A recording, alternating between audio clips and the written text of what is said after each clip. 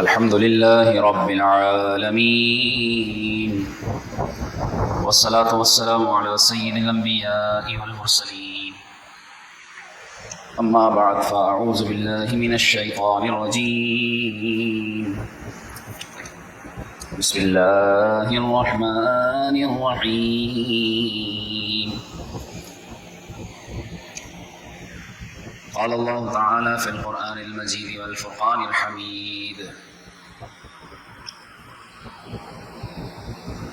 قل للذين آمنوا يغفروا للذين لا يرجون أيام الله صدق الله تعالى مولانا العظيم وبلغنا رسوله النبي الأمين الكريم ونحن على ذلك لمن الشاهدين والشاكرين والحمد لله رب العالمين۔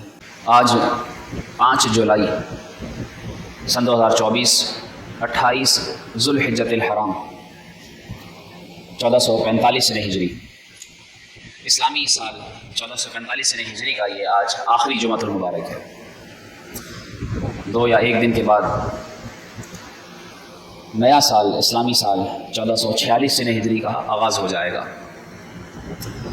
اور 29 ذوالحجۃ الحرام یا مشہور قول کے مطابق یکم محرم الحرام، یہ یوم شہادت ہے ایک عظیم الشان مہتاب شخصیت کا، جن کی خدمات عالم اسلام کے لیے روشن خدمات ہیں، اور وہ نشان ہیں جرأت و بہادری کا، جن کی حکمت اور انصاف پر مبنی فیصلے اور ان کی شاندار فتوحات اور کارناموں سے تاریخ معطر، معمر، چمکدار اور روشن ہے۔ یہ وہ ہستی ہیں جو ایک نایاب، انمول اسم گرامی رکھتی ہے، جس کی شجاعت، جس کی عظمت، جس کا روب و دبدبہ، جس کی عاجزی و انکساری، جس کی فہم و فراست، جس کا قانون، جس کی عدالت، جس کا تقوی، اس کا ایثار و قربانی، اس کی غریب پروری، اس کی امانت و دیانت، اس کی محبت اہل بیت اور محبت رسول و خدا بیگانے بھی مانتے ہیں۔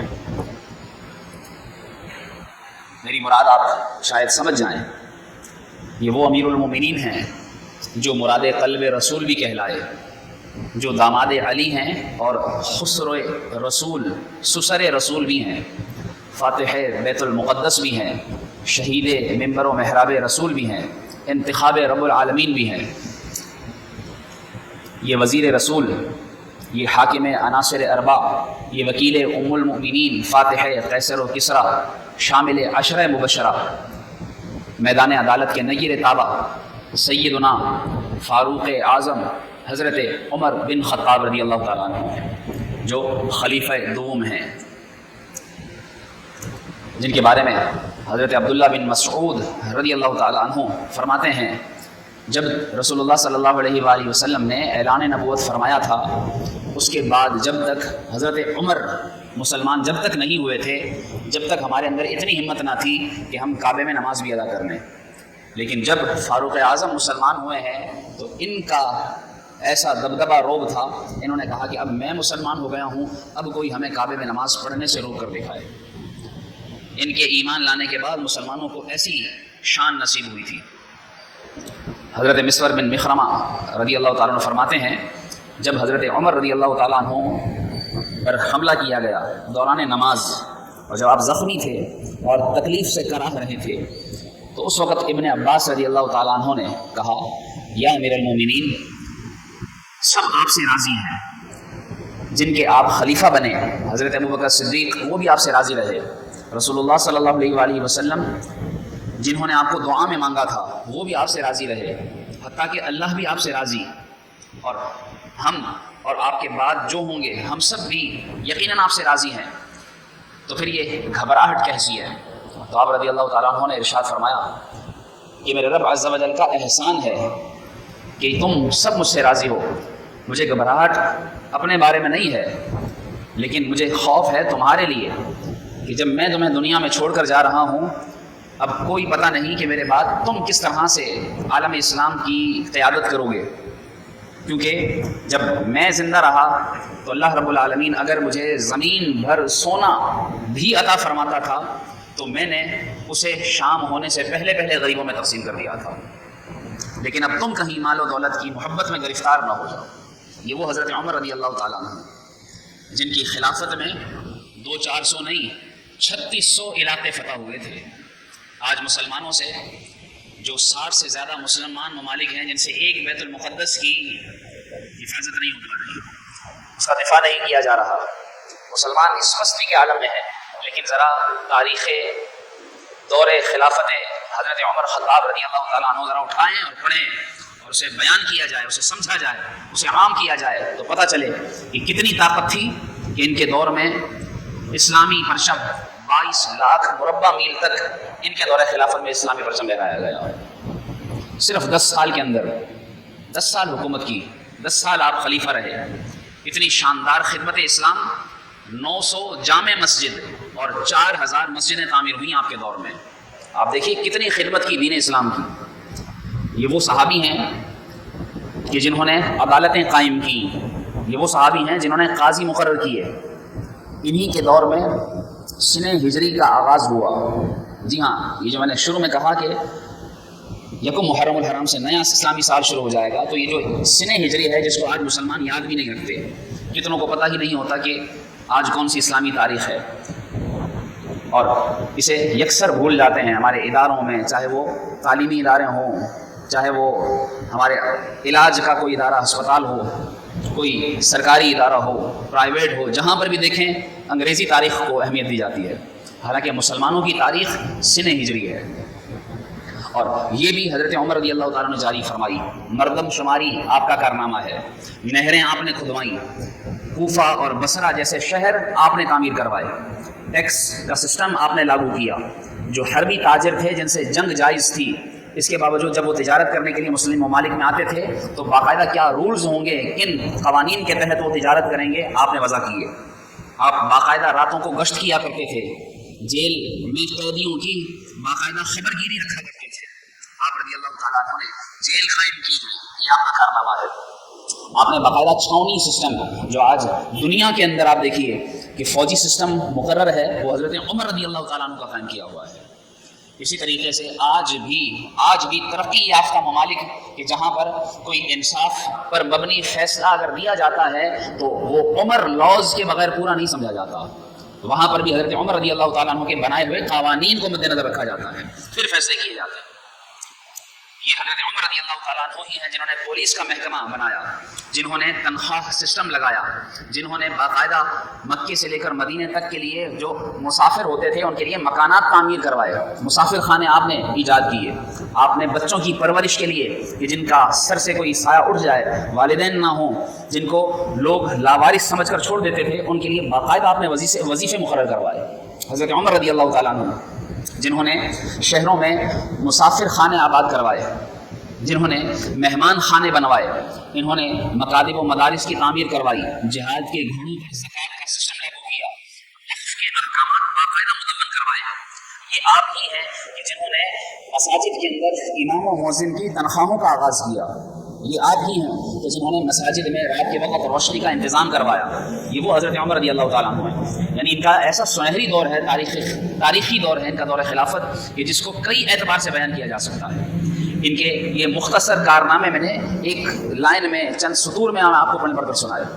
اور ان کی اپنی زندگی جو سیرت رسول صلی اللہ علیہ وسلم کا مظہر تھی، اس کو اگر دیکھا جائے تو جس طرح آپ نے پچھلے جمعہ مبارک کامل ایمان کے اوصاف سنے تھے کہ کامل مومن وہ ہوتا ہے کہ جو فضول لا یعنی لغو کاموں سے اعراض کر کے اپنے وقت کی قدر کرتے ہوئے صحیح معنوں میں اپنی زندگی گزارتا ہے. وہ سارے اوصاف جو ایمان کامل کے، مومن کامل کے ہوتے ہیں، وہ حضرت عمر رضی اللہ تعالیٰ عنہ میں پائے جاتے ہیں. ایک کامل مومن سب سے بڑھ کر قرآن سے محبت کرنے والا ہوتا ہے، کثرت سے تلاوت قرآن کرنے والا. اور حضرت عمر رضی اللہ تعالیٰ عنہ کی قرآن سے کیسی محبت تھی، علماء لکھتے ہیں کہ سیدنا عمر بن خطاب فاروق اعظم رضی اللہ تعالیٰ عنہ قرآن سے ایسا تعلق جوڑے ہوئے زندگی گزارتے رہے. کتابوں میں لکھا ہے کہ آپ کی قرآن سے ایسی محبت تھی کہ اللہ تبارک و تعالیٰ نے جب قرآن نازل ہوا کرتا تھا، یعنی آپ دور رسول میں، حیات رسول میں، جب حضور صلی اللہ علیہ وآلہ وسلم کے مشیر ہیں، رسول اللہ صلی اللہ علیہ وسلم نے ارشاد فرمایا اللہ رب العالمین نے مجھے 2 وزیر آسمانوں میں اور 2 وزیر زمین میں عطا فرمائے ہیں. میرے آسمانی وزیر جبریل و میکائیل ہیں اور میرے زمینی وزیر ابو بکر و عمر ہیں.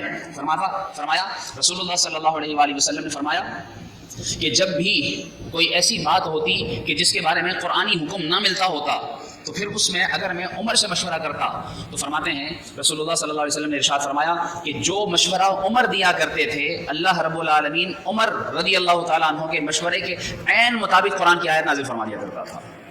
اندازہ لگائیے کیسا اہم مشورہ ہوتا ہوگا, کیسے یہ مشیر و وزیر تھے رسول اللہ صلی اللہ علیہ وسلم کے. کتابوں میں لکھا ہے تقریباً 20 یا 22 آیات ایسی ہیں قرآن کی جو جیسا عمر نے کہا ویسا اللہ نے حکم نازل فرما دیا. 20 سے 22 آیات قرآن کی, یعنی آپ ذرا سوچئے کہ اس کا مقام کیا ہوگا کہ جس کی تائید میں اللہ قرآن نازل فرما رہا ہے. یقیناً اللہ رب العالمین نے فاروق اعظم رضی اللہ تعالیٰ عنہ کو یہ مرتبہ عطا فرمایا. آپ کی قرآن سے محبت ہی تھی جو آپ رضی اللہ تعالیٰ عنہ نے باقاعدہ با جماعت تراویح کی نماز کا باقاعدہ اہتمام کروایا. جب آپ نے دیکھا ایک بار ماہ رمضان المبارک میں کہ لوگ متفرق ہو کر کوئی کسی صورت میں تراویح پڑھ رہا ہے, باقاعدہ جماعت کا سسٹم نہیں تھا. آج بہت سے لوگ کہتے ہیں کہ یہ کام بدعت ہے, یہ کام حرام ہے, یہ کام شرک ہے. اس اعتبار سے یہ ذہن میں رکھ لیجئے دین اسلام کے اندر ایسا کام کہ جس میں دین کی اصلاح ہو, جس سے دین کے کسی حکم کا خلاف لازم نہ آتا ہو, ہر ایسا کام نیا کام جس کو کیا جائے دین اسلام میں بہتری کے طور پر وہ بدعت کہلاتا ہے. اور اگر وہ برا ہو جس سے قرآن و حدیث کا خلاف لازم ہوتا ہو تو پھر وہ بری بدعت ہے.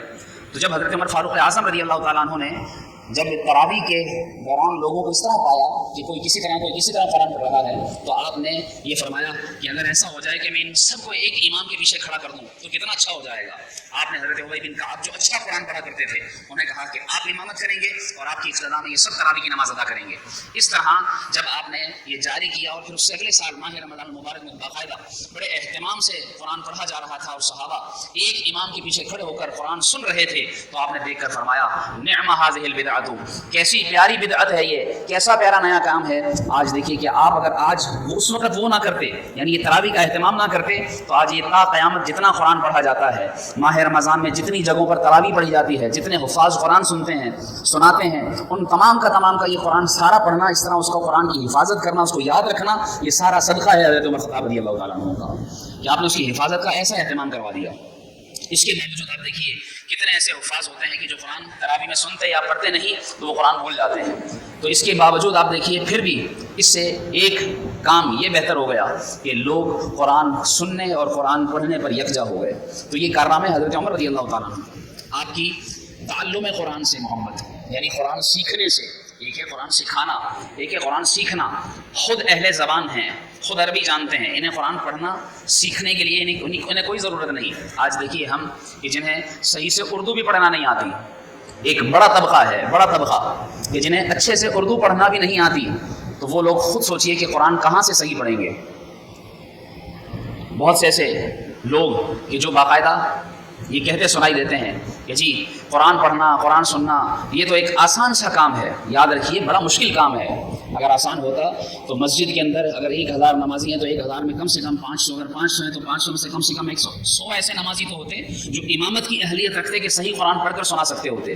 لیکن یقین کیجئے باقاعدہ ایسی جگہیں دیکھی گئی ہیں, ہر جگہ پر یہ حال ہے کہ اگر 100 لوگوں سے قرآن پڑھوایا جائے تو 100 میں سے 10 بھی ایسے نہیں ہوتے کہ جن کو باقاعدہ صحیح قرآن پڑھنا آتا ہو, جس کو کہا جا سکے ہاں کہ یہ تلاوت میں پڑھا جائے, یہ امامت کے دوران پڑھا جائے تو پھر صحیح قرآن کہلائے گا اور اس کے پیچھے نماز درست ہوگی. یہ حال ہے.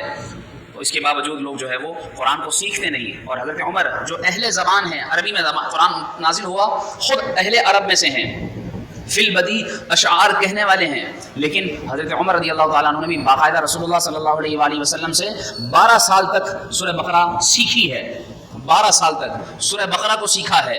جس دن سورہ بقرہ مکمل ہوئی آپ نے مکمل سیکھ لی, پڑھ لی, لفظ کو سمجھا, اس کے بارے میں جانا کہ یہ لفظ کیوں ہے, اس لفظ کے پیچھے حکمت کیا ہے, اس آیت کا شان نزول کیا ہے, اس آیت کے تحت حکم فقہی کیا ہے, سب کچھ سیکھ کر جب 12 سال گزار دیے, 12 سال میں سورہ بقرہ مکمل کی. شکرانے میں آپ نے اس دن اونٹنی ذبح کی, باقاعدہ اونٹ ذبح کیا اور اس بات میں خوشی کا اظہار کیا کہ آج میں نے پوری سورہ بقرہ سیکھ لیا رسول اللہ صلی اللہ علیہ وسلم سے.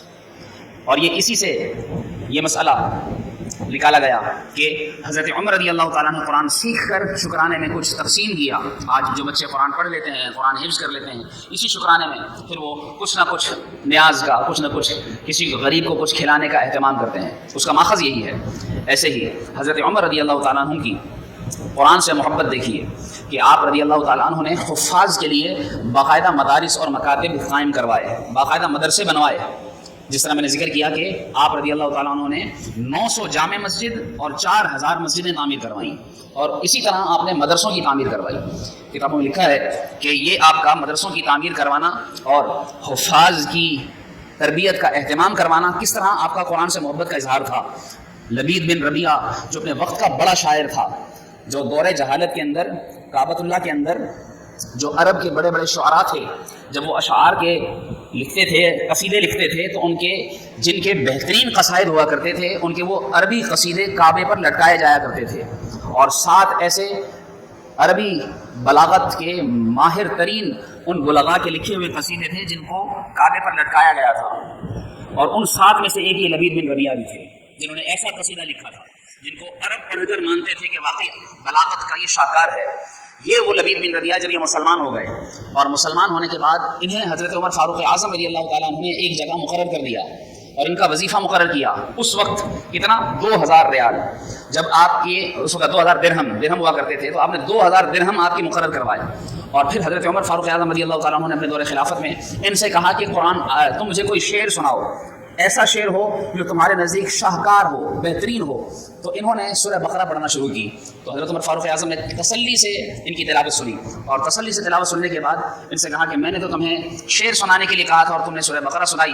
تو وہ کہنے لگے جب سے میں مسلمان ہوا ہوں تو اور جب سے میں نے قرآن سیکھا ہے تو اب قرآن کے آگے مجھے کوئی شعر نہیں لگتا. جتنی فصاحت و بلاغت ہے اللہ نے قرآن میں نازل فرما دی ہے، اور اس لیے میں نے قرآن سنایا ہے. تو حضرت عمر فاروق اعظم آپ کے اس جواب سے اتنے خوش ہوتے ہیں، 500 درہم مزید ادا فرماتے ہیں اور فرماتے ہیں کہ ان کا وظیفہ بڑھا دیا جائے اور یوں ان سے قرآن کی خدمت لی جاتی رہے. اس طرح ان کی حوصلہ افزائی کی جاتی تھی. اس اعتبار سے اگر آج میں کہوں قرآن پڑھانے والوں کی اجرت کا اگر ہم جائزہ لیں، مسجدوں کے اندر قرآن پڑھانے والوں کی اجرتیں 3000 روپے، 4000 روپے، 5000 روپے. اور کسی اسکول کے اندر جو گورنمنٹ ٹیچر جس کی بنیادی تنخواہ رکھی جاتی ہے، اس سال جو بجٹ میں تنخواہ لگائی گئی ہے 37,000 روپے، غالباً 37 یا 32,000 روپے بنیادی تنخواہ ہے. آج ذرا مساجد کے اندر امام، مؤذن، عمومی بات کر رہا ہوں، میں کسی ایک جگہ کی نہیں، عمومی بات کر رہا ہوں. مسجدوں کے اندر مؤذن کو تنخواہ کتنی جاتی ہے؟ 10,000، 12,000، 15,000، 20,000، 25,000. اس دور میں عام گھر میں جس گھر کے اندر 2 میاں بیوی ہوں اور صرف 2 بچے ہوں، میاں بیوی اور بچے، یہ ٹوٹل 4 افراد ہوں، اور پھر وہ بچے اگر اسکول پڑھنے والے ہیں تو کوئی 25,000 میں آج اس دور میں کوئی گزارا کر دکھائے. اور اس طرح ان مساجد کے اندر پڑھانے والوں کو 3-3، 4-4 ہزار، 5-5 ہزار تنخواہیں دی جاتی ہیں. تو پھر یہ پڑھانے والے، قرآن سیکھنے سکھانے والے، یہ کل کو یہ سوچیں گے کہ ہم اپنے بچوں کو قرآن پڑھنا سکھائیں. یہ تو کہیں گے کہ ان کو تنخواہیں اتنی ملیں گی. اگر یہ کرکٹر بنے گا تو اس کو ڈالرز میں پیسہ ملے گا. کل کو یہ گلوکار بنے گا تو اس کے اوپر پیسہ پانی کی طرح برسے گا. کل کو یہ فنکار بنے گا تو اس کو اتنا پیسہ ملے گا کہ اس کے پاس رکھنے کی جگہ نہیں ہوگی، اس کے پاس گننے کا وقت نہیں ہوگا. جب یہ دیکھے گا آج کا بچہ تو پھر وہ تو یہی سوچے گا کہ اس سے اچھا کہ میں قرآن کا قاری بنوں، میں مسجد کا امام بنوں، میں مؤذن بنوں. اس سے بہتر تو یہ ہے کہ پھر میں کوئی گلوکار، فنکار، کوئی اداکار، کوئی کرکٹر بن جاؤں. ہم نے اس طرح قرآن کی اہمیت کو کھو دیا ہے. خدا را اس اعتبار سے بھی ہم جائزہ لیں، قرآن پڑھنے پڑھانے والوں کی خدمت میں ہم آگے رہیں اور سیرت فاروقی سے یہ درس لیں، یہ سیکھیں کہ آپ رضی اللہ تعالیٰ عنہ نے جو دکھایا کہ 2000 درہم اس وقت بڑے ہوا کرتے تھے، اور پھر آپ نے کس طرح یکدم 500 درہم وظیفہ بڑھایا. یہ ہمارے لیے درس ہے کہ ہم بھی قرآن پڑھنے پڑھانے والوں کی خدمت میں اس طرح یوں آگے بڑھیں تاکہ قرآن رائج ہو، قرآن کی تعلیم عام ہو. ہر ایک چاہے کہ ہاں میں خود بھی پڑھوں، میں اپنی اولاد کو بھی قاری قرآن بناؤں. اور ہم دیکھتے ہیں جو اچھا قرآن پڑھنے والے ہوتے ہیں ان کی خدمت میں کوئی کمی بھی نہیں کی جاتی. ان کے اوپر بھی رب العالمین کی ویسے اتنی رحمت ہے. یہ ایک عام دنیاوی بات کر رہا ہوں کہ 2-3 ہزار، 4 ہزار، 5 ہزار قاری کو اگر دیا جائے قرآن پڑھانے والے کو تو یہ ناانصافی ہے. اس اعتبار سے بھی ہمیں قرآن کی خدمت پر غور کرنا چاہیے. فاروق اعظم رضی اللہ تعالیٰ عنہ کا ایک اور وصف قرآن سے محبت کا کہ آپ کثرت سے قرآن کی تلاوت کیا کرتے تھے، اور ایسی قرآن کی تلاوت کہ قرآن پڑھتے ہوئے روتے تھے. ایک صحابی فرماتے ہیں کہ میں عمر رضی اللہ تعالیٰ عنہ کے پیچھے نماز پڑھ رہا تھا، اور جب آپ نے آیت انما اشکو بثی وحزنی الی اللہ یہ آیت کریمہ پڑھی، فرماتے ہیں عمر رضی اللہ تعالیٰ عنہ مصلی امامت پر تھے اور میں سب سے آخری صف میں تھا، لیکن اس کے باوجود میں حضرت عمر رضی اللہ تعالیٰ عنہ کی ہچکیاں سنا کرتا تھا، مجھے آپ کے رونے کی وہاں تک آواز آیا کرتی تھی۔ آپ رضی اللہ تعالیٰ عنہ اس قدر روتے تھے قرآن پڑھتے ہوئے کہ روتے روتے آپ سے پڑھا نہ جاتا تو آپ رکوع کرتے تھے۔ یہ آپ کے قرآن سے محبت تھی۔ اور آج ہم دیکھیں کہ آج ہمارا کیا حال ہے، ہم قرآن سے کتنی محبت کرتے ہیں، ہم کتنا قرآن پڑھتے ہیں۔ ماہ رمضان گزرے ہوئے تقریباً 3 ماہ ہونے والے ہیں، 3 ماہ میں کس نے 3 پارے بھی پڑھے ہیں؟ غور کر لے۔ اس نے تین دن تک مسلسل قرآن بھی پڑھا ہے، غور کر لے۔ اگر نہیں تو پھر سیرت فاروقی سے وہ درس لے کہ جنہوں نے اتنی قرآن کی خدمت کی، قرآن پڑھا بھی، قرآن سیکھا بھی، قرآن کی تعلیم بھی عام کی، قرآن کو باقاعدہ رائج کروایا، اور آج ہم ہیں کہ جنہیں قرآن پڑھنے کا بھی وقت نہیں ہے۔ اور پھر ہم کہتے ہیں کہ ہمارے ساتھ یہ حال ہے، بڑے حالات خراب ہیں، بڑے معاملات خراب ہیں، سارے کام بگڑتے جا رہے ہیں۔ یہ ہمارا اپنا قصور ہے۔ قرآن کی تلاوت کو معمول میں شامل کیجیے، انشاءاللہ یہ چیزیں اپنائیں گے تو ہمیں اس کا فائدہ ہوگا۔ اللہ رب العالمین ہم سب کو قرآن پڑھنے، سیکھنے، اس پر عمل کرنے اور سیرت فاروقی کے یہ پہلو اپنانے کی توفیق عطا فرمائے، آمین بجاہ نبی الامین صلی اللہ علیہ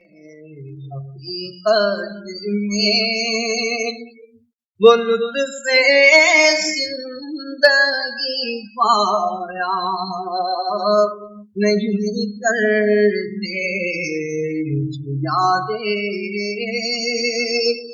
مصطفیٰ سے دل کو بہلایا نہیں کرتے